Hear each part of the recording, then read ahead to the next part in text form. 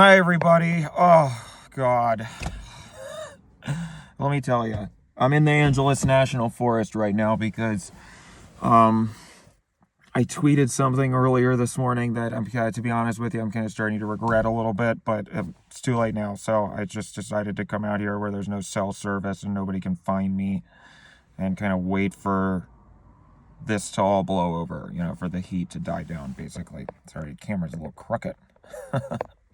No Oscar for me yet, right? But one day. So, when I think about all the ways that my life became terrible, and there are many. Excuse me, I'm sorry. Everybody yelled at me for burping in the videos, but I don't know what to do about it. Okay, sorry. Hang on. Oh my God, I feel like I'm gonna puke. Okay. When I think about all the ways that my life got terrible, and there are many, you can pretty much trace it all back to one family. The family that ruined my life, basically. If you were to make one of those serial killer things where they, connect the pictures with the red string and thumbtacks and then they write big, this is the answer. It would all connect back to this family and these four people. And, it's just one of those things where you think, you look back on it and you think, how the fuck could I have been so stupid?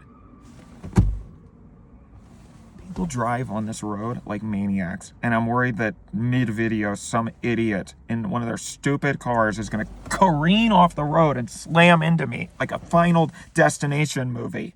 And what's worse is they're all losers with these cars that suck, and they think they're so great. Listen to this guy. Nobody cares about your dumb car. Nobody cares about your small penis either, clearly. And that's why you're out here doing this clownery. Why am I talking about this? God. Okay. The family that ruined my life. I want to tell this story because I think that if somebody can learn something from it, then that will be totally worth it. Because, hindsight is always 20/20, and I wish that I had known back then what you are about to know now after I tell you this. It's probably going to be multiple videos because it's a very long, complicated story. And I want to make sure I do it justice, kind of like how they split Dune into two movies because the book was so big. So part one may not have, it might be multiple parts, basically, is what I'm saying.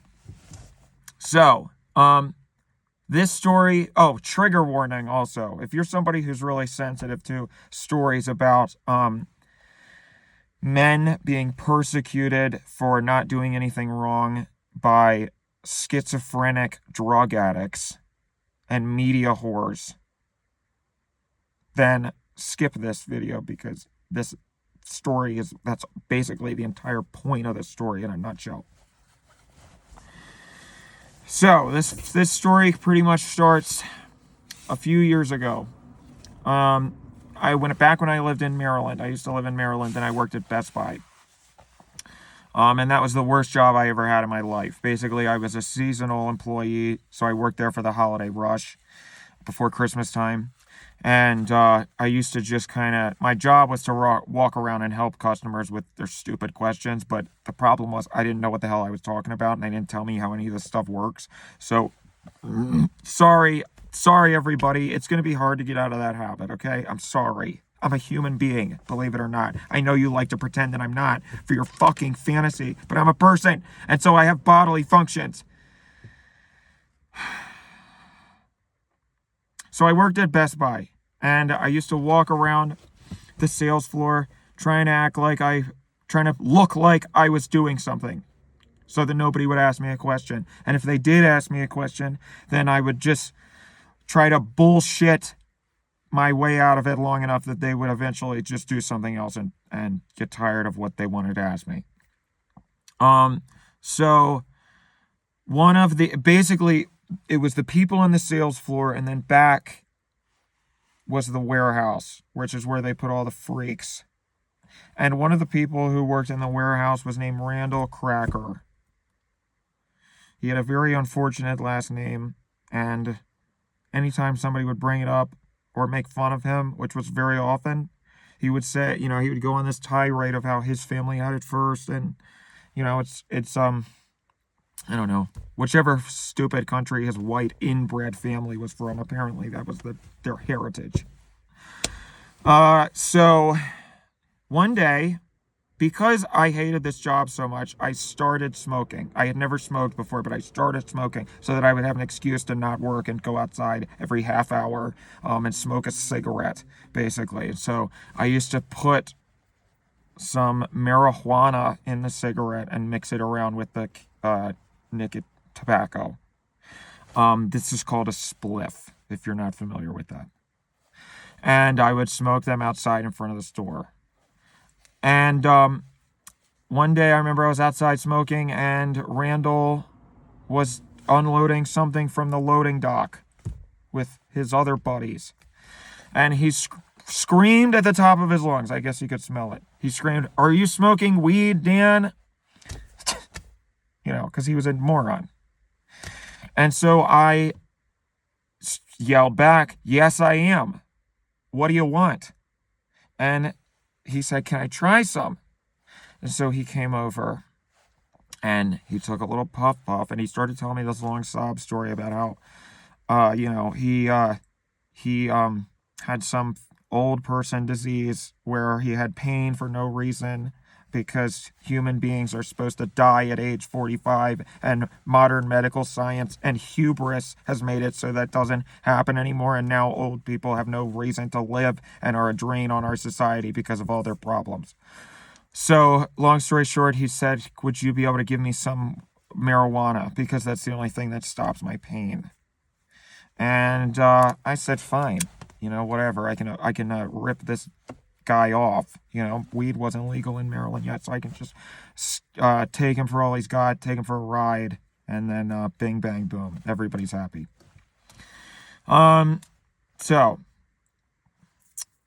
we started to get into a routine where I would go over his house after work, and we would do the deed. We wouldn't do, you know what I mean. One of these times that I went over his house, his wife was home. Her name was Susan Cracker. Now, I don't know if you have ever seen the videos of Karens freaking out in public. There's one specific one I'm thinking of where it's a lady they're in Times Square, and she's outside the car window, and she's screaming in the car window. And at one point she says, this will jog your memory if you remember it. She says, "My kids, don't worry about my kids. They're in the other car listening to Kids Bop." And that sort of became a meme for a long time. But the thing that I remember the most about that video was that she looked like a totally normal, nice person, except for her eyeballs. Looking in her eyeballs was like looking into the face of Satan. I don't know what was going on. I don't know if she was crazy. I don't know if she was on drugs. But something about her eyes was insane. And I remember thinking, what would it be like to talk to this woman in real life? This must be crazy to know somebody like this in real life. And then I met Susan Cracker, and I had my answer. I'll never forget the first time I met her. I walked into the house, and immediately it felt like I had walked into the Chernobyl reactor, because it felt like she was emitting radiation. You could just feel how crazy she was. And sometimes I think that in a cosmic sort of way, when you meet somebody, sort of like love at first sight, you feel that they're going to change your life in some way. This was a negative version of that. And again, I wish that I had listened to my gut, but I didn't, because I thought I knew better. But, at the time, again, I didn't know anything. I thought this was just a weird lady, which it was at the time. So she was pleasant enough, and, I would just kind of do what I needed to do to get out of there. and everybody was happy. A couple of years pass. I stopped working at Best Buy.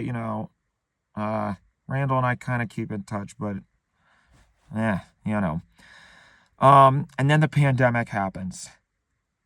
Early March 2020. Everybody remembers this. It was the week. I remember specifically that feeling the week that lockdown happened, and everybody thought they were going to die, and everything was closing, and nobody was going anywhere. I remember seeing all that happen and thinking, this is the perfect time to move across the country like I have always wanted to do. I had always wanted to live in Los Angeles. Ever since I was a kid, I dreamed of being a famous movie director and a famous, Hollywood big shot. And I said, this is it. This is the universe. This is a sign from the universe that I need to do this pandemic. So I got on a plane and I immediately flew out to LA and I started my new life. And that if there's a positive to that story, that's why I'm sitting right here. So, if there's any positive to COVID, it's me and my success. I fly out to Los Angeles, and one of the first weekends that I'm there, a friend of mine that I know out there throws a little bit of a party. And remember, it's COVID, March 2020, so not a lot of people show up. I think it was maybe 70 people. And when I go to parties, I'm not much of a party animal. I'm kind of introverted. So I like to I don't really talk to people. I sort of will just stand in a corner and lurk, and watch everybody kind of like, and it's like I'm in the zoo. I love watching everybody and their stupid charade they put on for everybody else, living their fake lives. It's fun for me because I'm just like, I cannot imagine being this dumb and being this much of a sheep. So one of these, this is exactly what was happening that night at that party. And, there was a girl at that party, and I say that because they are non-binary, technically. But they also use she, they pronouns, so I'm not doing anything. I'm going to call them whatever I want.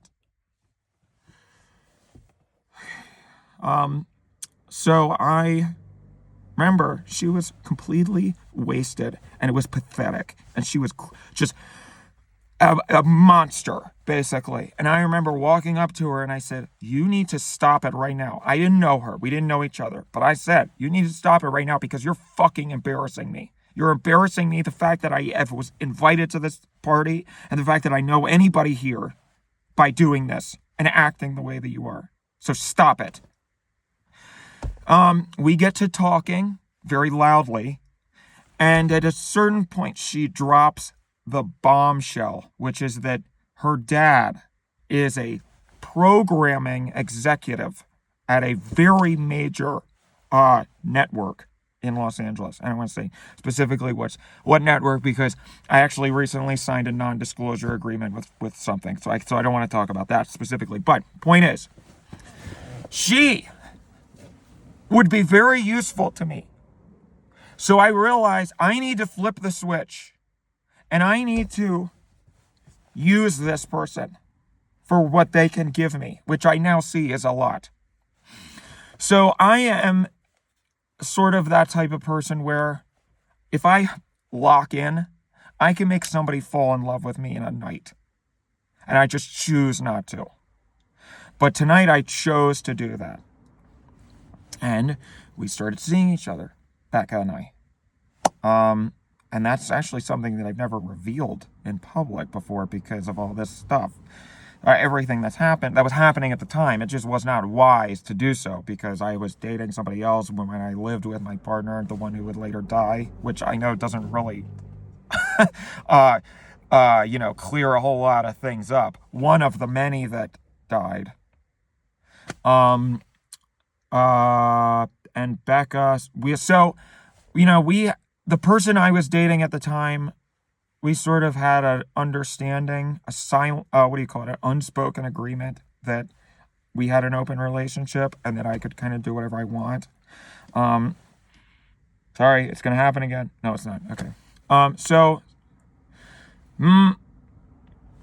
see, it's now such a more of a big deal than it would have been if you had just shut up and dealt with it like an adult. But you've got every single piece of media and entertainment caters to your every whim. So you now think it's appropriate to tell artists how they need to make their shit. And it's not. So stay out of it. Becca and I were seeing each other, and I had an open relationship. Okay, so that's Becca. Now, again, this is one of those things where I just wish I had not been so stupid, because when I talk about it in retrospect, it seems so fucking obvious that this was a bad situation and I should not have gone along with it the way that I did. But at the time, I didn't know anything was wrong. Randall and Susan give me a call, and they say that they are also moving to Los Angeles. And I know that saying that sounds insane. But at the time, I guess mostly I just didn't care, because I didn't really care about them very much. So I said, you can do whatever the hell you want. That's not going to change anything about how I live my day-to-day life at all. So fine, move out here. What the hell do I give a fuck? You know? And I instantly, anytime, they're one of those people who, when they tell me something, I instantly forget. But of course, again, obviously they were trying to lure me in, or this was a very carefully orchestrated thing, and I played right into their hand. They move out to LA, and they invite me and Becca to their housewarming party, because I had sort of, well, basically they invited me and my partner, but I don't like to involve my partner in my actual life, because I like to protect myself in case we have to break up or something happens, and that way we are as separate as, it's kind of like a prenup. You know what I mean? When I get into a relationship, I don't introduce them to my family or any of my friends or any of my hobbies or interests or anything like that. I never have them over, because I don't want any part of their tentacles to seep into my life, so that if I need to get rid of them, it'll be a clean slice and they'll just be gone. So they invited me to this party, and I brought Becca, because I was like, whatever, you know, it'll be like bringing a mannequin, you know. So we go over to their place in the San Fernando Valley. They moved to Van Nuys, and that's another reason why I didn't think it was going to be that big of a deal, because that's basically a whole nother city compared to where in LA I live. So, you know, I didn't think it was a big deal. We go over there. I don't drink, because I like to sort of, you know what's going on at all times. I usually stick to benzos and opiates. So it was a party. So yeah, I was partaking in some, that doesn't have anything to do with the story. Anyway, I don't even know why I'm talking about it, but basically, everybody leaves. It's nighttime. And all of a sudden, Randall and Susan get this very strange look in their eyes. And they ask us if we want to have sex with them, basically. And at first I thought they were joking. So I said, excuse me? And they said, yeah, we're kind of, you know, our marriage is, I don't know, falling apart, and we want to kind of spice things up a little bit. We you know, it's like that meme, we like your vibe. You and, I don't know how they could have liked Becca's vibe, because she's basically a piece of cardboard, but I guess that just means that she is an extension of me, and people usually like me. They are an extension of me. I guess it doesn't matter, because she's they. So, well, fine. Sorry. So they proposition us for sex, and I almost threw up right then and there. I jumped off of the patio furniture, and I ran inside into the bathroom, and I puked my guts out. because even they assaulted me with the mental image of their disgusting old nude bodies fucking each other. It was like somebody was forcefully making me watch a horror movie in my own head. And I said, fuck you guys. You're disgusting pigs. I'm getting out of here. Obviously. Another mistake, because I left Becca there. I kind of forgot she was even there, so I just left. And I should not have done that. I made the mistake of underestimating her intelligence. And I left her there with Randall and Susan. God knows what they did. And I have a feeling that whatever happened that night would end up being extremely pivotal in the events that followed.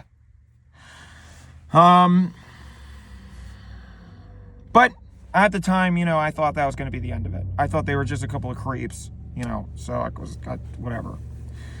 In the past. Now, a couple days ago, or last week, I posted a video where I told the story of my ex, who I was dating at this time, who got sodium poisoning in June of 2023. And during that video, I mentioned that at one point, those two stories converge. So I go back and watch that video if you don't remember. I'll put it in the description. But basically, my partner got sent to the hospital and was in the ICU, and they told me to come over right away. And so I did. I raced right over. I stopped at McDonald's in the drive-thru. And while I'm in the McDonald's drive-thru waiting forever because it's Grimace's birthday, I get a call from Susan Cracker on my phone. Okay, actually, I got ahead of myself. The night before that, Randall, since the party incident, Randall had kind of been sending me, saying like, I'm sorry if I made you feel uncomfortable. I really value your friendship. Can we just forget that this ever happened? I ignored him every time because he crossed a line that he cannot uncross. And that's my right. Ghosting someone is very clear communication. I don't know why people act like such fucking babies about it. But he would not let up. And eventually one night he sent me a very long text message about how he was going on vacation and that I wouldn't see him again, basically. So I said, why do I give a fuck? Do whatever you want. And I go on Instagram and I see that Randall, before that, he had kind of just posted stupid boomer stuff. So like comics that aren't funny and, I don't know, stuff like that. Racist memes. And that night, he posted something that was very, very different from anything else that he had ever posted. Because it was a picture of a revolver on his car seat. And I recognized his car seat. And it was night in the picture. It was nighttime. And the caption was something like, I'm not a good person, basically. Now, this is going to be one of many social media posts that play a role in this story because a lot of this story starts to unfold through social media posts and through Instagram posts. You can find all of these on my Patreon. Basically, when all of this occurred, the district attorney's office collected data from everybody's phone and they created a case file called the Cracker case file of everything that happened. So you can go back and see every single one of the social media posts that I referenced in the story, and you can see it play out through social media posts chronologically. So if you subscribe to my Patreon and you go scroll back to September, maybe I'll pin it to the picture. Well, maybe I'll pin it to the Patreon while I'm telling these stories on the YouTube. So you can see those and see what I'm talking about visually. And you can also join our Discord.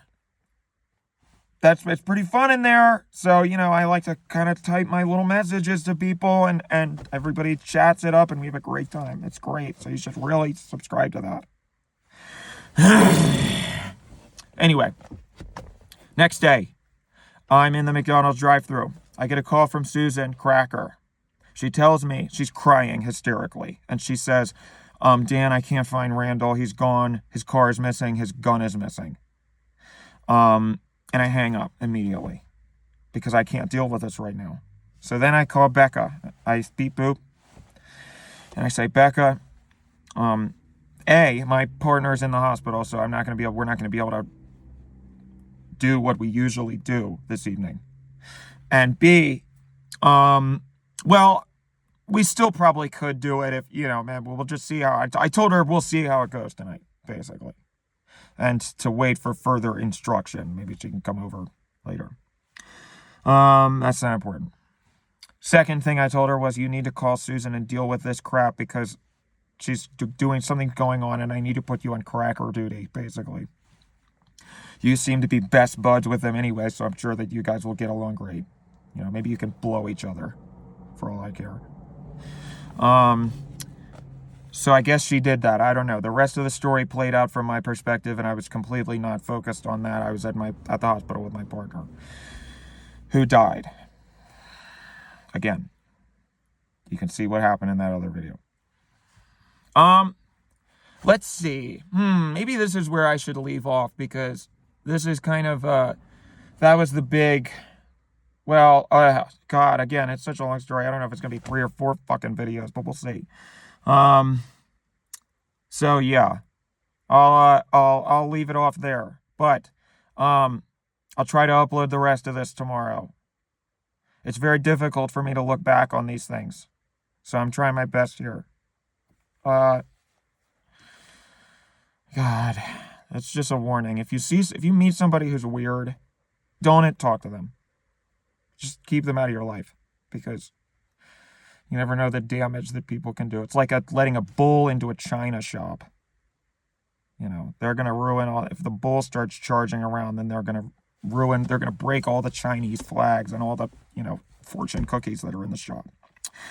So, okay, I'll see you later. See you tomorrow. We'll continue where we left off, and thanks everybody for everything, I guess. I don't know. I never know how to end these things. So, goodbye.